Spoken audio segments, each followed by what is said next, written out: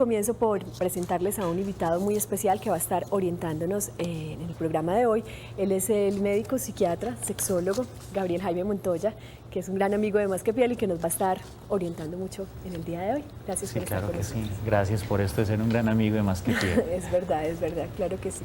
Y tenemos un público muy especial. Son estudiantes universitarios, nos acompañan estudiantes de medicina de la Universidad de Antioquia, del Politécnico Jaime Sasa Cadavid, de la Fundación Universitaria Luis Amigó.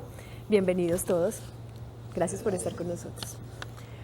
Gabriel, quisiéramos empezar por definir a qué hacemos referencia cuando decimos ayudas sexuales.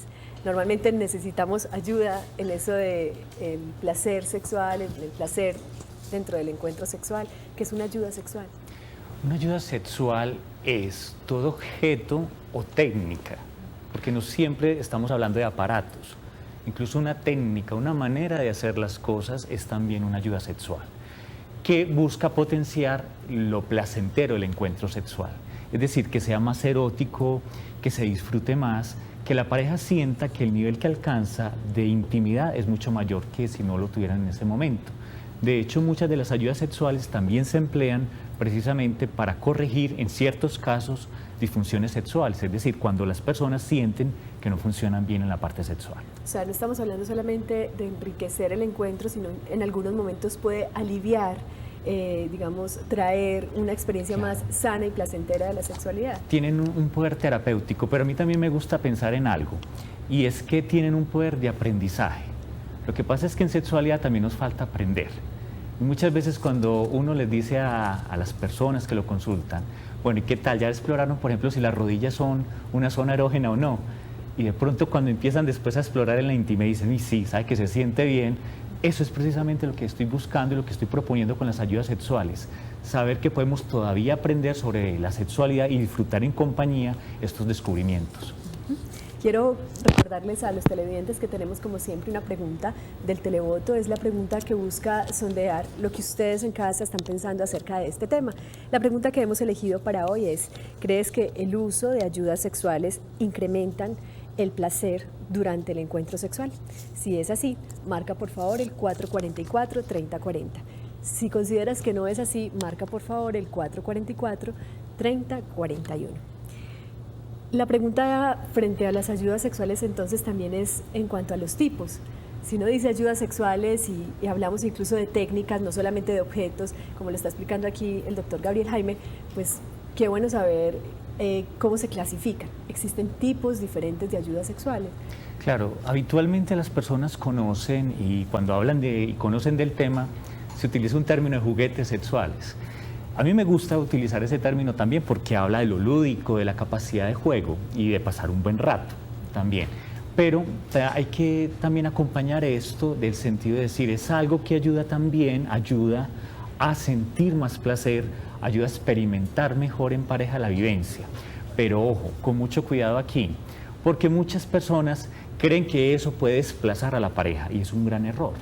Precisamente una de las condiciones que usualmente recomiendo en esto es, si van a conseguir un aparatico, si van a conseguir un juguete, que lo consigan en compañía. Sería ideal precisamente. Algunas veces resulta interesante sorprender a la pareja con algo que ha llevado, pero lo ideal precisamente es que la pareja sienta que participa y no que el aparato o la técnica desplaza precisamente a la pareja, que es uno de los temores asociados a esto. Que es uno de los temores principales, incluso de los prejuicios frente a la idea de si tiene un juguete, pues ¿para qué voy a estar yo? O entonces prefiere el juguete sexual, o está más interesado en él que en mi presencia.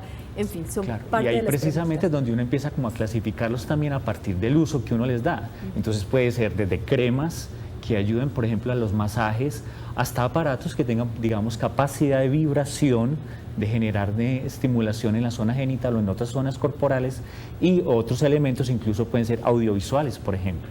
También los consideramos ayudas sexuales. Muy bien.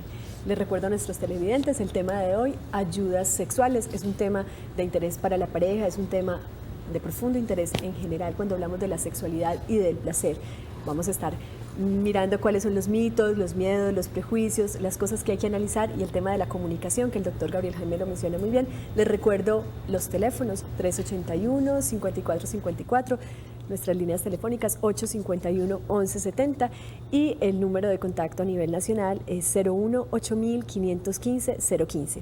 Los invito a que veamos qué piensa la gente sobre este tema de las ayudas sexuales. Esta es la información que recogimos para ustedes.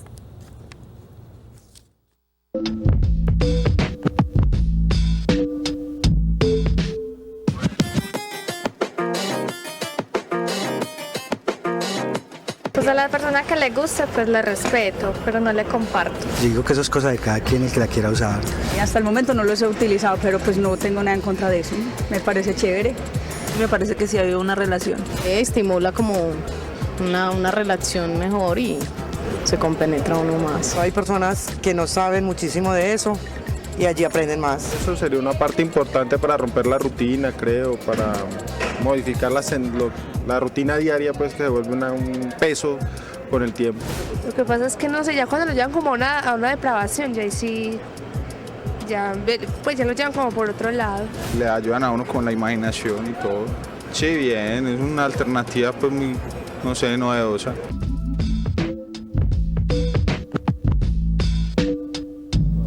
La novedad, el pudor, la vergüenza, aquello que, digamos, se despierta siempre que hablamos de una tienda de sexo, la posibilidad de emplear cosas que están afuera de nosotros, pero que definitivamente tienen que ver con el deseo y con lo que nos comunicamos.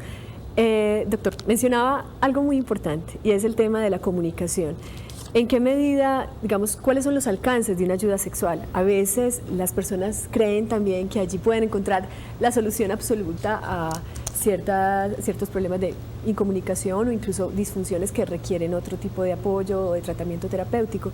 ¿Cuáles son los alcances realmente o de qué depende el alcance de una ayuda sexual? Mira, qué interesante esta comparación porque nos podría entender que hay muchas personas que se automedican. Y en esto, aunque no vas a una tienda del sexo con una receta de tu sexólogo, de alguna manera sí deberías ir a buscar algo que sea acorde con tus necesidades. Es que realmente la experiencia que uno tiene muchas veces en estas tiendas es que llegas y encuentras una cantidad de objetos que incluso llegan a asustar. Pero me gustaba una de las palabras que empleaban precisamente ahora en el pregrabado y es hablar de imaginación. Y es que los elementos, las ayudas sexuales son útiles en la medida en que vienen a participar de algo que yo ya tengo planeado, es decir, de algo que propongo. Entonces, si quiero sorprender a mi pareja, pues puedo empezar a diseñar todo el dispositivo para que la relación sea tranquila. Y eso incluye, por ejemplo, empezar por apagar el celular, por decir un elemento básico sin tener que hablar de aparatos muy complicados. Pero también empezar a generar, por ejemplo, un buen contacto, que haya buena iluminación, que haya un buen sitio, que huela bien, es decir, que haya un buen entorno. Bajo esas condiciones, todo lo otro que llega, de aparatos, por ejemplo, pues empieza a participar de ese juego. Y hay que saber, una de las cosas es saber proponer y conocer el uso, porque no siempre todo lo que produzca vibración va a ser producir placer. Hay veces que demasiada vibración en una región corporal termina por fatigar o muchas veces por asustar a la persona. Entonces la idea es precisamente empezar y jugar, reconocer. Como los niños cuando juegan y reconocen un juguete, primero lo voltean, lo miran, sentir y a partir de eso uno empezar también a experimentar. Y lo otro es considerar que son juguetes o ayudas y elementos que se emplean en zonas, por ejemplo, genitales. Entonces, una de las recomendaciones así prácticas que yo les doy es precisamente, en la medida de lo posible, para cierto tipo de aparatos, emplear un condón que permita precisamente hacer la protección. Y obviamente las ayudas sexuales deben ser para una sola pareja, es decir, de manera individual y para cada pareja. Vamos a ir puntualizando en esas preguntas también sobre la higiene, la asepsia, incluso estar atentos a cuando realmente no todos los juguetes, no todos los objetos, no todas las sustancias, no todo el material es para todos. Saber entonces cómo reaccionamos allí. Juan tiene una pregunta, pero antes le quiero presentar a nuestros invitados televidentes, la invitada que acaba de llegar, que es Carolina Londoño. Ella es también una gran compañera de nuestro programa, sexóloga del Centro Psicopedagógico Integrado. Bienvenida, Carolina. Gracias por estar con nosotros. Gracias a ustedes. Muy bien. Juan, ¿qué nos querías preguntar?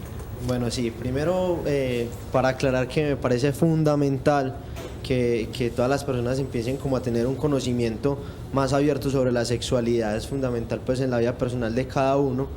Y viendo pues como los comentarios de la gente en la calle decía, no comparto pues, al que se lo respeto, pero porque hay una concepción y hay un prejuicio social frente a la sexualidad, donde aún estamos como en una época, una etapa en la que todo es mitificado, todo es enmascarado bajo un misterio, sabiendo que la sexualidad tiene pues como tantos campos para explorar. Ahorita hablaba el doctor Gabriel Jaime de un tratamiento terapéutico, ¿cierto? Con los juguetes sexuales, y no solo juguetes sexuales, por ejemplo, también se puede utilizar la pornografía, hay parejas que utilizan pornografía o diferentes técnicas, buscar zonas erógenas en el cuerpo que no han explorado. Pero me parece importante, doctor, pues como aclarar también a la gente en qué punto, porque la gente dice, bueno, si yo utilizo juguetes sexuales, pensarán que estoy enfermo, ¿cierto? Y es una concepción a lo mejor muy errónea, pero también puede llegar a un extremo donde se puede convertir en un arma de doble filo, ¿cierto? Sí, entonces, como aclarar en qué momento se convierte de verdad en una enfermedad utilizar juguetes sexuales y ayudas sexuales, o en un problema no tanto como enfermedad, porque enfermedad sería como un título mal empleado, ¿cierto? Perfecto. Sí, es bien interesante lo que nos propone Juan, porque ese punto hay que distinguirlo. Las ayudas siempre son invitados a la relación sexual, es decir, no pueden en ningún momento sustituir a las personas. Y cuando una ayuda empieza a sustituir a la persona, ojo que ahí podemos tener un problema. Incluso hay una variedad ya extrema, digamos, de esto, en donde el fetichismo, podríamos decir, donde los objetos sexuales, los objetos materiales llegan a tener todo el componente sexual, toda la atracción sexual y desplazan incluso a las personas. Ahí estamos hablando de esto. Pero a mí me gusta también considerar que los seres humanos tenemos algo muy bello, tenemos capacidad de aprendizaje y de exploración. Y esto quiere decir que, bueno, en el mundo hay una cantidad de elementos que nos pueden permitir obtener un poco más de placer, pero no necesariamente eso es perversión, sino que en la medida en que conozco mejor mi cuerpo, conozco mejor el cuerpo de mi pareja, podemos decir, ¿qué tal si intentamos con esto? Probemos a ver. Total, si no nos gusta, pues lo desechamos y lo dejamos a un lado, y precisamente este puede ser el punto en donde uno determina, esto para mí no genera ninguna dificultad. Doctora Carolina, quisiera acotar algo justamente frente al tema del umbral, entre lo que puede seguir siendo una búsqueda de mayor placer y de una comunicación más placentera en general en el encuentro sexual, y ya cuando se raya en algún tipo de dependencia, adicción. Claro. Incluso. A ver, en sexología nosotros utilizamos todo objeto es un fetiche, ¿no? Tenemos que desatanizar las palabras para que no nos generen como tanto conflicto. Un objeto que se involucre en el encuentro es un fetiche, y puede ser ropa interior, puede ser un juguete erótico, pueden ser unas plumitas, todos los objetos que se involucren son fetiches. Y clasificamos los comportamientos sexuales o las expresiones comportamentales de la sexualidad como de tipo erótico y no erótico. Cuando yo utilizo un objeto para erotizarme y tener un placer sexual, eso